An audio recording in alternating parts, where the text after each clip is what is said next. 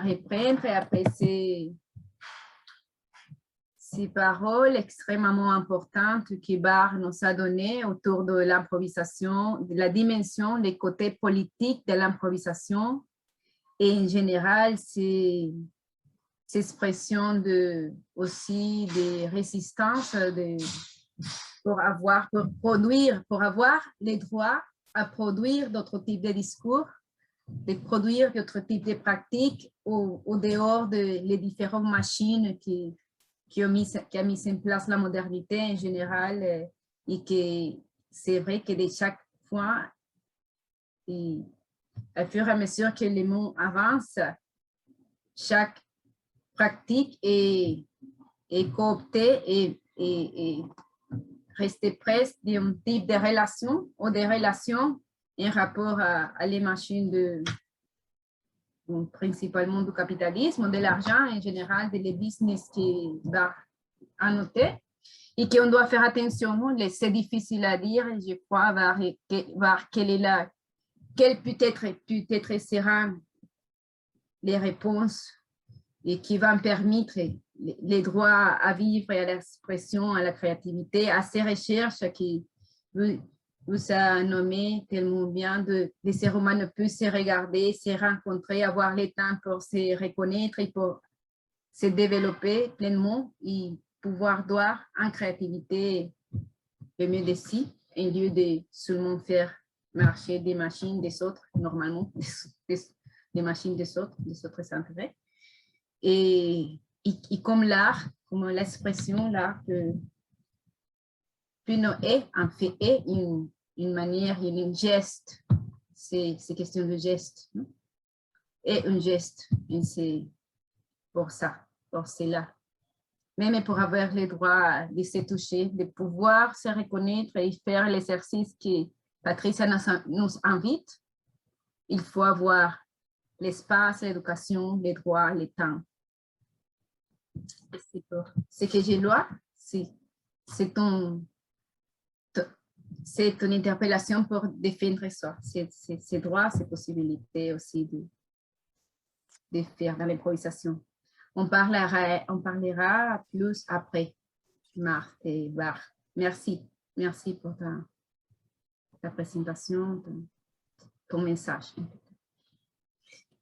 Et maintenant, on va laisser la parole à notre dernière intervenante le jour d'aujourd'hui, que c'est Alice Godefroy, qui m'a accompagnée pour construire en fait l'idée, pour les mettre en place. C'est que je vous remercie à nouveau, Alice. Et Alice, ça posait aussi une question. Elle dit, connaissance par le vide, de quoi les improvisateurs sont-ils savants? Ils vont, et bon. Et je juste veux dire qu'Alice est agrégée de lettres et danseuse et qu'elle dit même qu'elle chemin dans l'entre-deux. C'est l'entre-deux et je pense qu'il a relation avec ce que Patrice a posé. C'est entre où les choses émergent, ainsi qu'elle a fait les choses émerger entre Berlin et France, entre la théorie et la pratique, entre la poésie et la danse. Membre du Collège doctoral européen, a publié ses travaux de recherche dans deux ouvrages, Danse et poésie, y prendre corps et langue. Je connais d'autres. Il y a d'autres, Alice, aussi, les pliés de la parole, quelque chose comme ça. C'est un des deux. Là, c'est les titres abrégés. Ah, ok. Et elle est maître de conférences ici à Nice, dans l'équipe de danse qui m'a accueillie à l'université Côte d'Azur. Elle a été à l'initiative et a réalisé l'improvisation Summer School qu'on attend avec impatience la deuxième mise en place, expression. On attend que ce sera 2022, moi aussi. Et aussi impulsé le parcours en danse du Master en Art de l'université. et depuis 2019 est membre junior de l'Institut universitaire de France pour y mener une recherche sur les gestes improvisés où elle met toute sa énergie maintenant. Ainsi que comme ça, je te donne la parole. Merci Alice pour être ici. Bonjour à toutes et à tous. Merci beaucoup Inès de nous avoir permis de nous mettre en lien aujourd'hui. Moi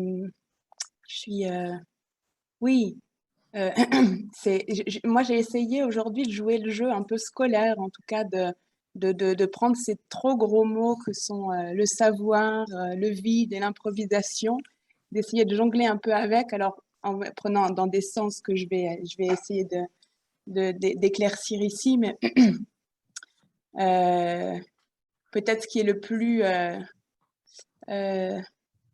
point de départ, c'est peut-être ce que je suis en train de vivre exactement en ce moment, qui est de situation où on s'expose. Alors là, on va s'exposer par la parole, mais ce moment où d'autres personnes sont là à écouter, avec des attentes, de fait simplement qu'on utilise leur temps. Et ça, c'est des choses qu'on remarque, qui ne passent pas forcément avec le temps ou l'expérience, en tout cas où on sent les palpitations du cœur, les mains qui peuvent commencer un petit peu à trembloter. Et puis c'est là qu'il faut trouver dans ce passage à vide une source pour avancer. En même temps, la comparaison avec l'improvisation s'arrête là, puisque moi j'ai construit un chemin de réflexion, j'ai pris des notes et puis je vais quand même suivre mes notes. Donc je ne fais pas une intervention improvisée. J'ai quelques images, en fait, ce n'est pas un PowerPoint très, très intéressant en soi, que je vous mets sous les yeux, mais c'est surtout parce qu'il y a des moments, il y a des citations, et puis je préfère que vous les ayez sous les yeux que juste dans l'oreille. Alors, connaissance par le vide. Alors, pourquoi connaissance par le vide? J'ai envie de dire parce que connaissance par les gouffres. Connaissance par les gouffres, c'est le titre d'un des 5 textes de drogue d'un poète qui s'appelle Henri Michaud, dans lequel il relate son vécu de la psychose expérimentale, c'est-à-dire le vécu des grands dysfonctionnements de l'esprit, tels qu'ils se produisent sous l'effet des drogues, et chez lui de la mescaline en particulier. Alors, dans un de ses textes de drogue, Michaud écrit « Les drogues nous ennuient avec leur paradis qu'elles nous donnent plutôt du savoir ». Ce faisant, il inscrit son expérimentation dans une visée épistémologique. Il désire, par ses expériences, dire quelque chose à la fois du vécu des personnes aliénées et à rebours de notre fonctionnement psychique qu'il dit merveilleusement normal. Alors, c'est un point de départ. Je grime tout de suite cette citation en vous proposant « Les danses nous ennuient avec leur paradis ». Bon, peut-être ceux qui en elles visent le bien-être, le spectacle ou le divertissement, qu'elles nous donnent plutôt du savoir. Alors, ce vœu d'une perspective scientifique à même la danse pourrait être repris à bon compte aujourd'hui par toute une famille de pratiques. Les pratiques improvisées a fortiori qui n'ont cessé d'exprimer ce vœu, peut-être pas comme je le fais ici, mais depuis une 50aine d'années, et qui ont fait de l'improvisation un moyen de connaissance. La danse étant moins ce que l'on vise, c'est-à-dire produire une danse, qu'un outil d'exploration pour se parcourir à un ou à plus d'un et faire émerger des savoirs. Alors, j'aimerais dans un premier temps interroger tout simplement le statut et la spécificité du savoir impliqué dans les pratiques improvisées expérimentales. Interroger donc cet usage du mot savoir qui ouvre l'intitulé qui nous rassemble aujourd'hui. Quant au corps improvisant, la formule, voyons, a l'avantage d'inclure l'ensemble des pratiques improvisées, qu'elles soient de danse, de théâtre, de musique, etc. Le corps désignant ici le médium commun de tous les gestes artistiques. L'étude que je propose ici semble toutefois dans un territoire spécifique. Elle s'étaye sur un corpus de pratiques improvisées contemporaines du mouvement qui sont tributaires des virages esthétiques et épistémologiques engagés depuis la postmodernité. Cette période postmoderne de la danse des années, on va citer à partir des années 50, surtout les années 60-70 aux États-Unis. Alors, ce territoire spécifique est pourtant moins un espace à part entière au sein des pratiques improvisées qu'un observatoire idoine pour les interroger toutes dans la mesure où il radicalise certaines de leurs questions. Alors, je désigne ici le contact improvisation dont a parlé Patricia, les tuning scores d'Elisa Nelson, la composition en temps réel de João Fiadeiro, pour nommer les pratiques parmi les plus connues, ayant pris figure de laboratoire suite à un processus de désartification qui est venu isoler la visée épistémologique présente dans les démarches d'improvisation. Alors, concernant ces savoirs que je vais un petit peu explorer avec vous, comment peut-on aller au-delà de la description évidente de l'improvisateur qui, en risquant le vide, ne sachant pas ce qu'il va faire l'instant qui suit, développe des savoir-faire, des savoir-sentir sur le présent, un état d'ouverture et de disponibilité au changement. C'est-à-dire toute cette rhétorique juste, mais somme toute superficielle, est facilement instrumentable par l'économie néolibérale, et ça demande implicite que nous devenions tous des improvisateurs face aux mutations et crises diverses de notre présent. Alors, aller au-delà, c'est tenter des descriptions toujours plus fines de ce qui est en jeu dans l'expérience improvisée et aller étudier dans l'expérience elle-même plutôt que dans les discours les nouveaux paradigmes de l'agir, du sentir ou du transmettre qu'elle mobilise. Je me focaliserai donc dans un second temps sur l'expérience du vide et tenterai de relever quelques morceaux de connaissances qui en émanent, qui peuvent en émaner en tout cas. Mais pour commencer, posons-nous cette question, quelles sont les formes de savoir impliquées dans les pratiques improvisées? De quel savoir parlons-nous? On peut construire assez facilement la figure de l'improvisateur comme étant un chercheur, car les pratiques improvisées en danse proposent des méthodologies de recherche qui partagent entre elles tout un ensemble de traits. J'en citerai 3 qui me paraissent assez communément partagés. D'abord, le studio comme lieu d'étude. Alors, une étude, telle qu'elle soit pratique ou théorique, commence toujours avec la suspension des évidences. Mais cette étude ne devient toutefois radicale qu'en acceptant de réinterroger ce qui fonde notre expérience et ce qui en elle semble aller de soi, à savoir pour la danse, le comportement de notre corps dans l'action de faire ou l'action de percevoir. Et c'est bien parvenir au bout d'une certaine déconstruction expérientielle que de se demander, comme les contacteurs, qu'est-ce que se mouvoir? Steve Paxton, qui a été nommé, je le cite, ayant fait de la danse un laboratoire pour explorer le corps humain. Ou de se demander, comme les praticiens des tuning scores, qu'est-ce que regarder un corps qui danse? Et d'étudier par le mouvement, dit Lisa Nelson, la façon dont les formes émergent dans notre regard. Et plus généralement, comme les praticiens des improvisations collectives, comment travailler, comment composer, comment vivre à plusieurs.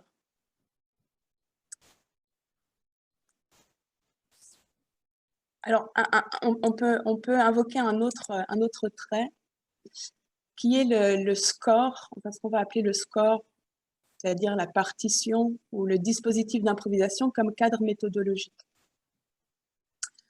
Un score, c'est un protocole simple et élégant pour apprendre à apprendre et permettre que les corps s'enseignent eux-mêmes ce qu'ils savent.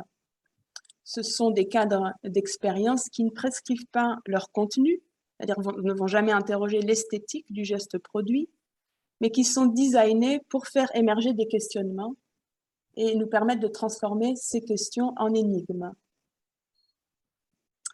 Et puis peut-être un troisième point qui est qui permet d'apparenter la figure de l'improvisateur à la démarche du chercheur, c'est faire du soi un terrain d'expérimentation, faire du soi un terrain d'étude. En devenant son propre terrain d'étude, en se faisant un corps expérimental, l'improvisateur entreprend une recherche incarnée à la première personne, on pourrait dire une auto-étude. Cette posture auto-cobaye implique une distance méthodologique avec l'expérience, c'est-à-dire une capacité à s'espionner soi-même, à vivre une expérience tout en s'observant la vivre Aménager donc une distance de soi à soi qui double la vie subjective d'un témoin intérieur, d'une vigie, qui permettent de faire de la vie et de ses épreuves des moyens de connaissance. Cette distance et plus encore la capacité à la faire varier, c'est-à-dire à zoomer, dézoomer sur notre mode de présence à ce que nous vivons, cette distance ou ce training haptique devient même l'outil d'exploration par excellence de ce type de recherche. Alors cette dimension réflexive de l'expérience induit une posture critique, si on entend ici la critique comme un renversement par lequel ce qui était donné comme épreuve devient objet d'une observation et d'une pratique. L'ensemble de ces conditions expérimentales participent généralement de la visée épistémologique des pratiques, lesquelles proposent une méthodologie alternative dans l'angle mort des sciences objectives pour étudier des espaces encore en bonne part inexplorés ou pas bien défrichés, c'est-à-dire le vécu de l'expérience dans sa plus fine granularité et ses vecteurs de transformation.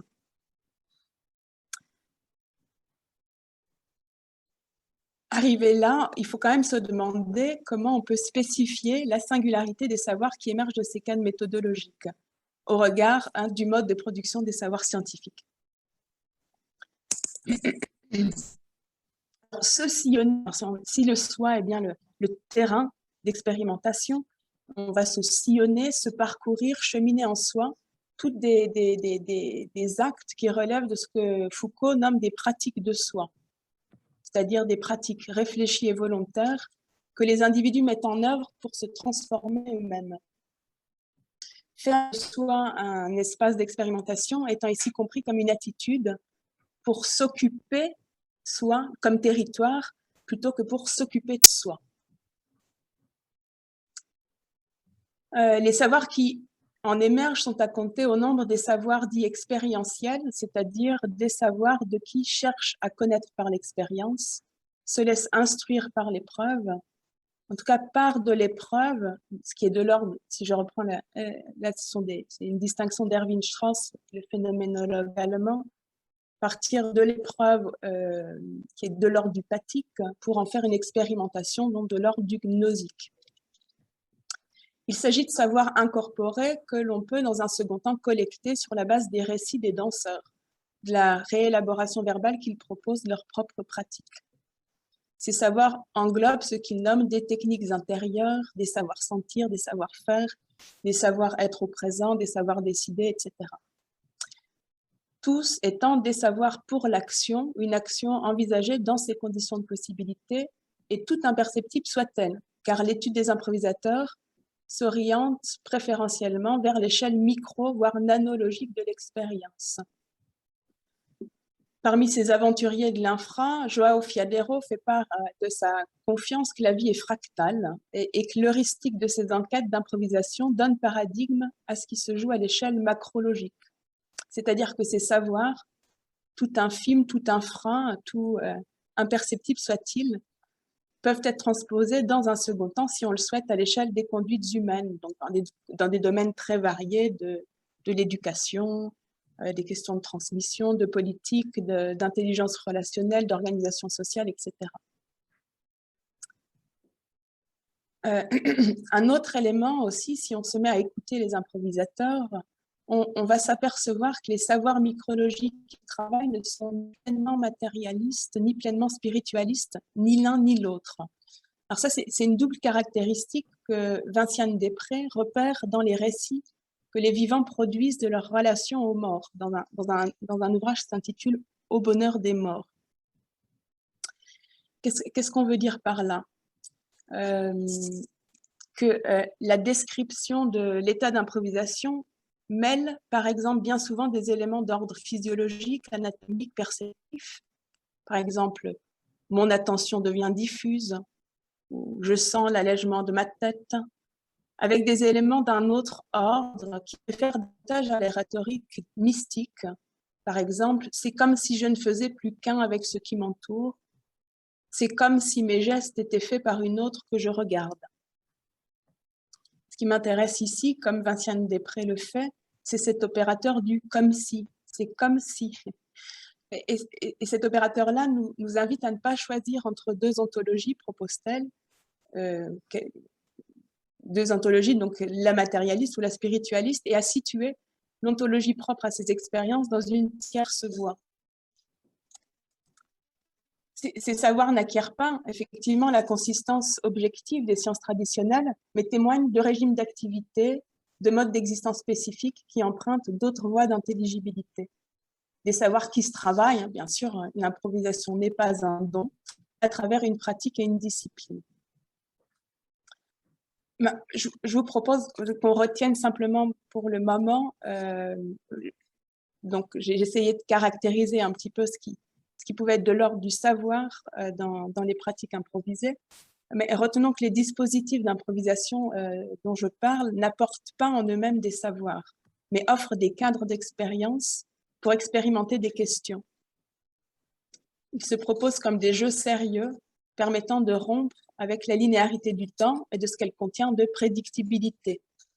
Une causale des actions-réactions, rompre avec la narrativité du monde, créer en lui des interstices qui aillent altérer notre réalité perceptive et la rendre à son inévidence première. Tout cela afin que s'ouvre dans ce qui est trop prévisible, dans le trop prévisible de nos vies post-industrielles, des fenêtres, des interstices, des vides qui nous permettent de vivre l'instant présent, c'est-à-dire de nous maintenir dans ce que le présent comporte d'indétermination et d'inanticipable, de surprise, d'accident. Et dans ce qu'il a de structurellement mouvant, il s'agit de chevaucher ce qui se dérobe, de se tenir dans l'instable.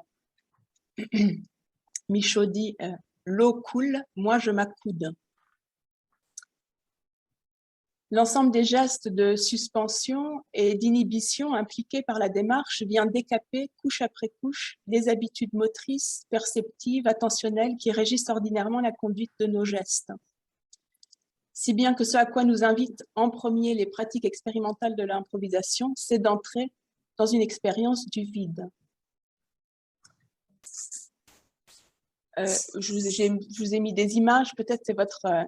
Ça convoque un imaginaire chez vous, des connaissances, mais vous verrez peut-être le lien après. Mais, donc, voyons, entrons un peu dans cette matière de spécifier des savoirs qui seraient issus d'une expérience par le vide. Alors, la première connaissance par le vide consiste à savoir se mettre en disposition de ne pas savoir, ce qui n'est pas simple, jusqu'à ce que la seule chose que je sache, c'est que je ne sais pas. C'est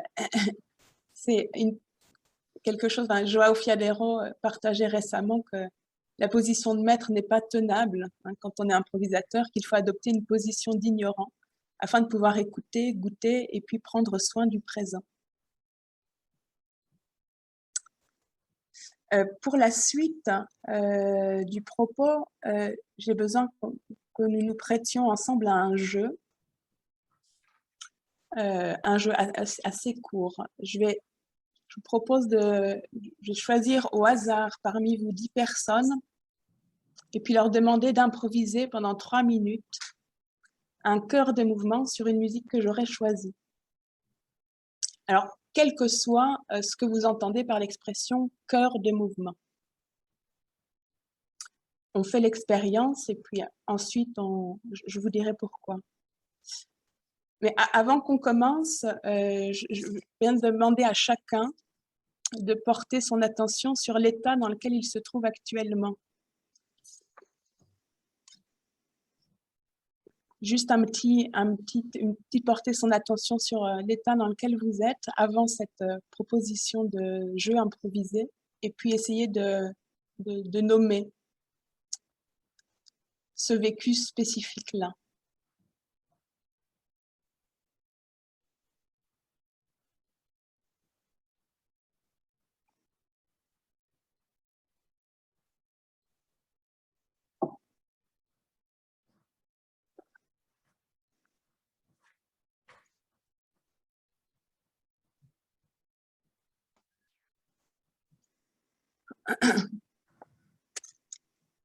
Bien, alors effectivement, on ne va pas faire cette expérience qui n'est pas très intéressante. Ce qui m'intéresse, c'est ce que peut-être les éléments de description que vous avez peut-être pu formuler juste à l'entrée d'une proposition où vous pouviez être exposé à une improvisation. En tout cas, c'est un jeu que je me suis auto-donné et juste je vous fais part de ce que ça produit en moi, quoi, ce genre de consigne. Enfin, ce genre d'état. Alors peut-être que vous avez senti, comme je l'ai senti, une envie irrépressible de disparaître de l'écran, de fuir absolument ce moment-là, ces 3 minutes-là. Ou peut-être au contraire un élan de surexposition, par quoi vous avez fomenté d'entrer en fanfare dans la consigne, sur le mode plutôt de l'attaque. Alors fuite ou attaque sont les 2 réactions que j'ai à ma disposition face à la peur, 2 réactions que je ne maîtrise pas car elles sont directement commandées par mon système nerveux autonome. Le premier vécu en tous les cas est souvent une peur qui peut aller de l'anxiété douce à une angoisse panique. Et notre premier réflexe est d'adopter un comportement commandé par cette peur. Ce qui n'est pas problématique en soi, mais qui implique que nous nous détournions de l'expérience du vide. Or, nous voulons faire cette expérience et faire plutôt effort pour suspendre ce double réflexe de la fuite ou de l'attaque face à la peur afin d'étudier vraiment le vécu de ce passage à vide. Si je m'ouvre alors à cette expérience, je deviens le théâtre de quoi? Peut-être que je ressens, j'ai la sensation d'une cascade de pertes qui s'empirent mutuellement. Je tombe en moi-même sans que je ne puisse poser pied, et c'est une chute, a priori une chute sans fin, sans fond, qui m'invite à m'agripper éperdument quelque part, à trouver une adhérence dans le connu. D'où l'impression, la sensation de vertige, l'impression d'un sol qui se dérobe, sensation de désorientation, comme si l'espace avait perdu ses directions. Je ne sais plus où m'appuyer pour initier un quelconque mouvement dès que je refuse d'endosser la panoplie du su. Alors des gestes su, les modes d'action-réaction déjà éprouvés, mes réflexes, mes habitudes. Je fais effort, donc je suspends ce qu'il y a en moi de volition, de désir de comprendre, d'envie personnelle. Je repousse cela, pas parce que c'est mal, encore une fois, mais parce que je désire tenter autre chose, au-delà de mes déterminismes innés et de mes frayages acquis. Faisant cela, j'aggrave le trou. Bizarrement, le temps s'étire comme dans les situations d'urgence. Je commence à nager dans l'indéterminé, mais je gagne du temps. Quoi qu'il arrive, je ne mourrai pas, je pourrai survivre à un moment de gêne, de honte ou de ridicule, puisque c'est un jeu où le réel est réversible. C'est un espace pour s'exercer. Je commence à cohabiter avec ma peur, cela me laisse de l'espace, du temps pour considérer que je ne suis pas seule. Il y a tous ces autres que je découvre une fois que je me suis décentrée du repli sur moi-même qu'impose la peur. Alors voilà un peu pour le récit, un récit possible d'expérience. Je voudrais reprendre ce récit afin d'en déplier les savoirs, les formes de savoir impliquées et de reproduire un chemin de réflexion qui m'aura conduit en tous les cas vers une conclusion que je n'attendais pas tout à fait. Alors les stations que je vous propose de faire pour le temps qui nous reste, c'est un peu étudier ce travail avec la peur, le fait d'éprouver le vide et la découverte d'autres appuis.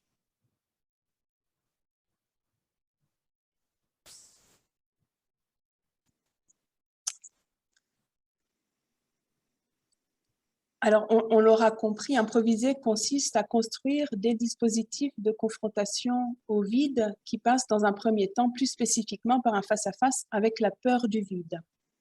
Alors peut-être vous connaissez l'histoire du crocodile et de la philosophe.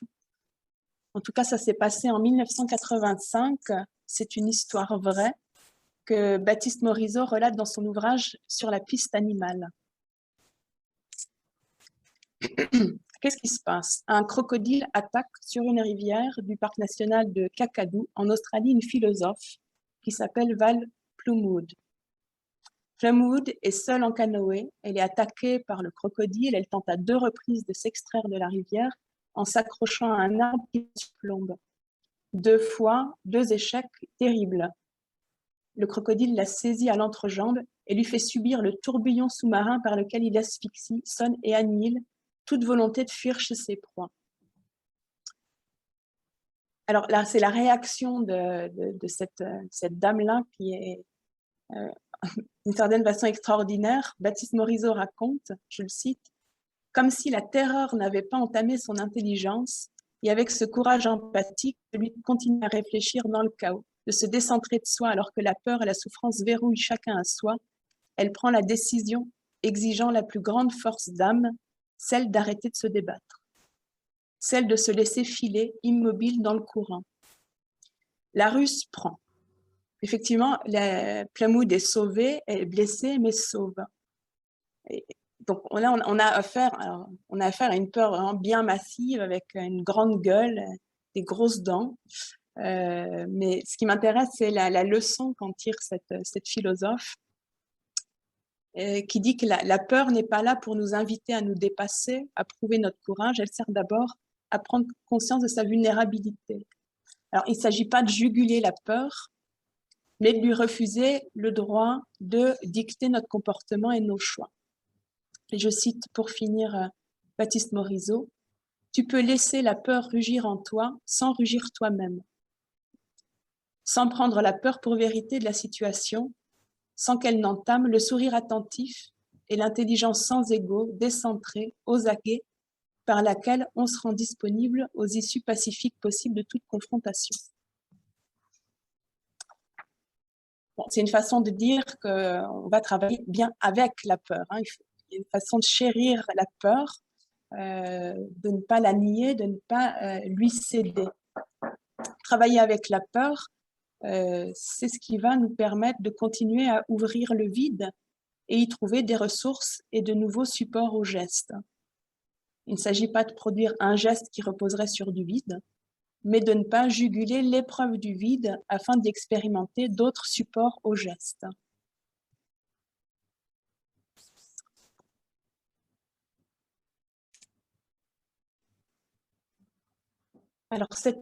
Alors, une fois qu'on arrive à cohabiter un peu avec cette peur, on va éprouver le vide, qui n'est effectivement pas le rien. Hein, Bergson nous l'a bien dit, ça n'existe pas.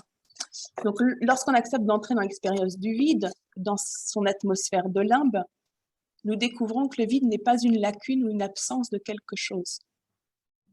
On en éprouve les formes, telles le silence, l'obscurité, ici plus spécifiquement l'immobilité pour la danse. Nous en éprouvons les formes, dit Erwin Strauss, dans leur plénitude sensorielle, comme un donné positif et non pas comme une pure inexistence de stimuli. Le vide dont il est question ici s'éprouve dans l'immobilité sous les modalités de la chute intérieure, dès lors que l'on apprend à travailler avec la peur de ne pas savoir et que l'on travaille à soustraire sous ses propres pieds tous les sols d'habitudes, de réflexes, de désirs personnels qui pavent ordinairement l'allant de nos actes. Cette chute sur place semble ouvrir à une alternative. Alors, soit on va s'engluer dans le vertige du vide et on va le creuser en gouffre. C'est ce qu'on observe par ailleurs dans certains états du sujet, qui sont des états de suspens de la rationalité et de la signification. Donc, soit on s'englue dans le vide, soit on trouve un moyen de le retourner en force créatrice, en faisant du vide et de son vertige une ressource, en faisant du non-savoir une méthode. Tel que je l'ai proposé, la description de l'expérience du vide passe par la métaphorique d'une chute intérieure qui implique de travailler avec la peur qu'elle est. Cohabiter avec la peur, c'est faire, et là vous allez comprendre pourquoi je vous mets ce genre de dessin, c'est faire ce qu'Alice au Pays des Merveilles propose lorsqu'elle est poursuivie par le lapin. J'espère que vous avez un peu ce départ de l'aventure d'Alice. Elle est poursuivie par le lapin dans son terrier. C'est elle qui poursuit le lapin dans son terrier, puis elle tombe dans un trou. Et là, il y a une page assez succulente de Lewis Carroll qui est très longue. J'en choisis vraiment des tout petits extraits. Je propose de lire parce que vous allez comprendre où je veux en venir. Alors, c'est 2-3 fois plus long que ça. Hein. C'est la chute qu'elle va faire dans le terrier. Alors, Alice se sentit tomber comme dans un puits d'une grande profondeur avant même d'avoir pensé à se retenir. De deux choses l'une, ou le puits était vraiment bien profond, ou elle tombait bien doucement, car elle eut tout le loisir, dans sa chute, de regarder autour d'elle et de se demander avec étonnement ce qu'elle allait devenir. D'abord, elle regarda dans le fond du trou pour savoir où elle allait, mais il y faisait bien trop sombre pour y rien voir. Ensuite, elle porta les yeux sur les parois du puits et s'aperçut qu'elles étaient garnies d'armoires et d'étagères. Ça et là, elle vit pendues à des clous des cartes géographiques et des images.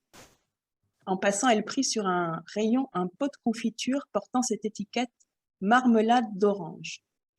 Mais à son grand regret, le pot était vide. Elle n'osait le laisser tomber dans la crainte de tuer quelqu'un.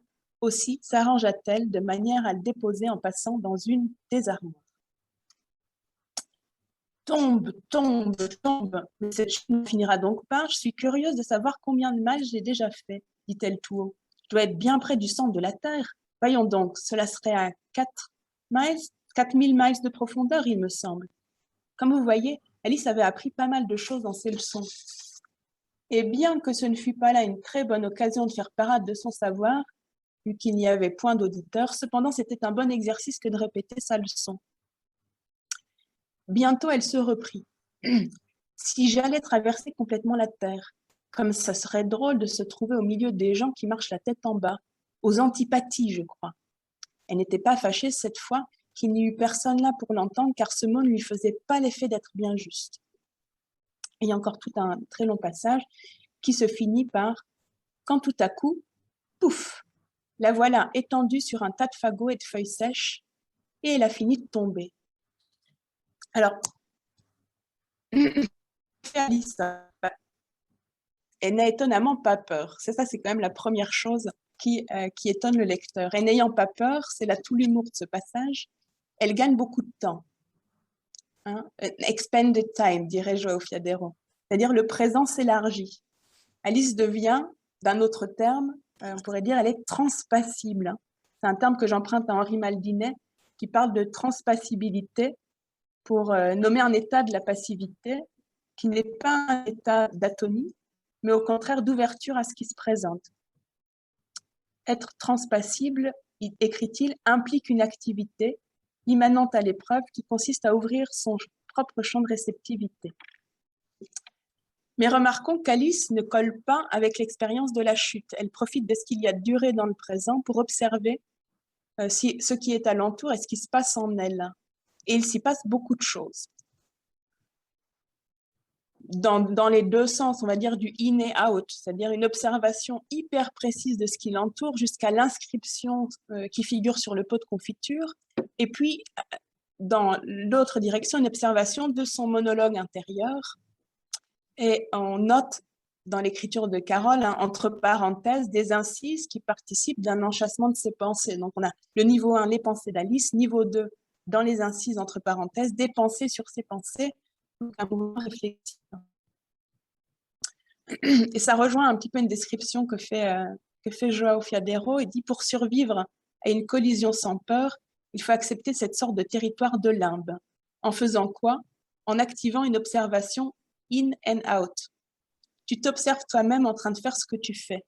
Tu extrais de cette observation des propriétés et des possibilités.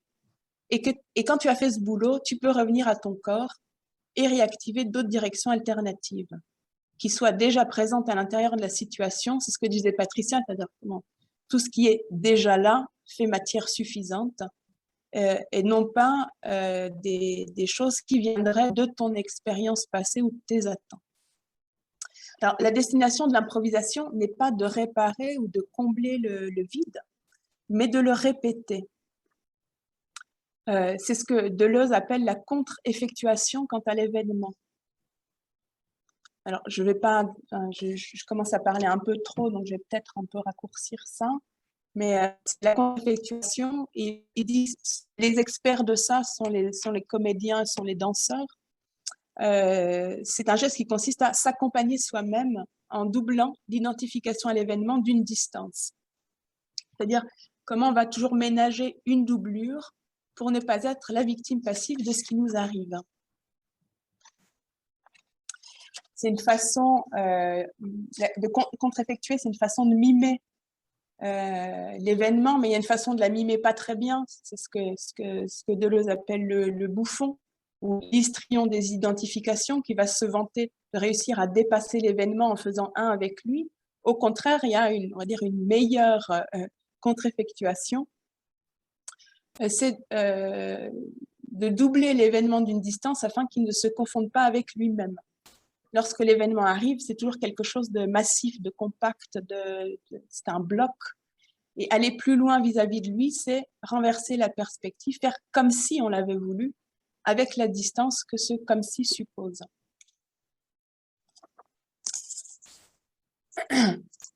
Et puis j'en viens à ce dernier point sur la découverte d'autres appuis, toujours dans cette... Essaye d'explorer, de creuser un peu cette métaphorique de la chute intérieure. Et en la creusant, au bout du compte, on arrive à une sensation d'une absence de support connu, en tout cas assez fiable pour s'y tenir. Car c'est bien la disparition des supports qui crée en soi le vécu d'une chute. Alors là, c'est un support matériel, c'est une image, mais là, je sentais bien que les supports que j'invoque sont des supports de tout type et de tout ordre. L'expérience du vide pose la question des appuis et nous requiert à en trouver sur le champ. Des appuis, d'autres appuis à mon geste, des appuis suffisants pour en guider la conduite. Alors, qu'y a-t-il dans le fond? Que trouvons-nous au fond du vide comme support pour rebondir?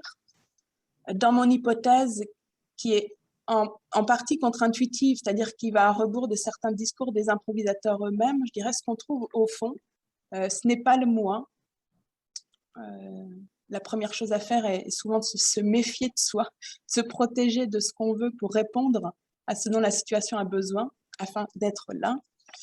Mais ce n'est pas non plus le corps tel que nous l'entendons ordinairement, comme complexus ostéomusculaire autonome. Donc, c'est pas dire qu'on va trouver le corps comme si le corps était doté de pouvoirs infinis, mais c'est aussi suivre une intuition de grande partie d'improvisateurs qui ne font pas toujours une grande confiance au corps. Mais là c'est un débat, ça dépend ce qu'on appelle corps, évidemment. En tout cas, l'expérience du vide m'invite à transformer la peur en confiance. En confiance qu'il existe d'autres supports que ceux que je maîtrise consciemment. Et puis qu'il y a là, alors tout un trésor à découvrir, une mine d'appui qui s'étage du plus matériel et directement disponible au plus immatériel, ou abstrait, virtuel, impalpable. Donc d'abord, parmi ces supports que l'on découvre, qui apparaissent, j'ai le soutien de l'environnement, de ce qui est déjà là en présence et que je ne remarquais pas, tel espace, telle lumière, tel son. Sans compter ce qui est encore plus massif dans les improvisations collectives, c'est les autres qui m'entourent, ce qu'ils sont en train de faire, ce que je devine de ce qu'ils vont faire, mais aussi les autres qui me regardent, donc le public, car plus que quiconque, les improvisateurs savent à quel point le regard de l'autre porte. Et là, c'est ce que disait également Barr dans sa boucle émetteur-récepteur et des ondes qui circulent de l'un à l'autre. Donc cet appui de l'entour est celui qui est le plus allégué dans le discours des improvisateurs dès lors que leurs gestes sont compris, comme le dit Frédéric Pouillot, comme une suite d'hétéro-affections. J'écoute ce qui m'entoure et j'en reçois des feedbacks, des propriétés, des affordances, des signes auxquels je réponds. Mais il semble aujourd'hui que la confiance aille plus loin, cette confiance dans l'existence d'un soutien qui ne relèverait pas de nous. Je pointe ici une capacité, pas toujours formulée, pas toujours assumée, des improvisateurs à s'inventer des supports avec lesquels entrer en dialogue. Alors, là, on peut mettre plein de choses là-dedans. Ça peut être la simulation de partenaires imaginaires, de béquilles virtuelles projetées dans un autre espace ou arrimées à une tâche imaginaire, l'apparition d'entités cosmiques, telluriques qui viennent soutenir par le haut et par le bas les gestes, l'invocation soudaine de formes de transcendance que l'on croyait appartenir à d'autres anthropologies que la nôtre. Enfin, on pourrait faire toute une liste. Sans compter également cette croyance ludicisée qui fait la matière expérimentale de dispositifs d'improvisation. Je n'en nommerai deux. La danse par télépathie de Loïc Touzé où nous jouons à croire qu'une danse peut être transmise télépathiquement à une autre personne dans un espace séparé, ou le Unison Trio de Lisa Nelson, où nous sommes 3, les yeux fermés, à nous persuader que nous faisons exactement la même danse. Alors, de quoi les improvisateurs sont-ils savants? L'ultime savoir des improvisateurs consiste peut-être à éprouver que nous ne sommes pas au centre. C'est-à-dire que nos gestes dans la danse relèvent moins de notre appareil psychomoteur qui ne se soutiennent d'un ensemble d'altérités avec lesquelles ils se mettent en rapport. Dire cela, c'est dire que le premier appui est dans la relation 1. Je ne mets rien derrière 1. C'est peut-être le geste du danseur d'être dans la relation 1. Que ce que nous appelons corps est à revoir dans les deux sens, de voir à nouveau et de réviser comme un acte de relationnement. Et là, j'arrive, c'est quelque part, ça vient soutenir complètement le discours de Patricia. Et que cette forme d'écologisation des corps réaffirme par l'épreuve que la danse est un art fondamentalement relationnel.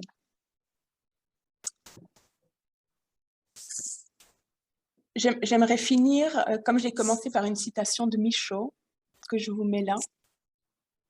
Il écrit « Capital le rôle de la confiance. La confiance est le double de la fonction.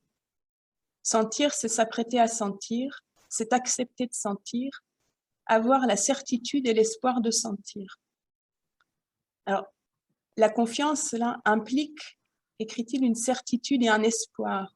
Autrement dit, elle a partie liée avec une forme de croyance.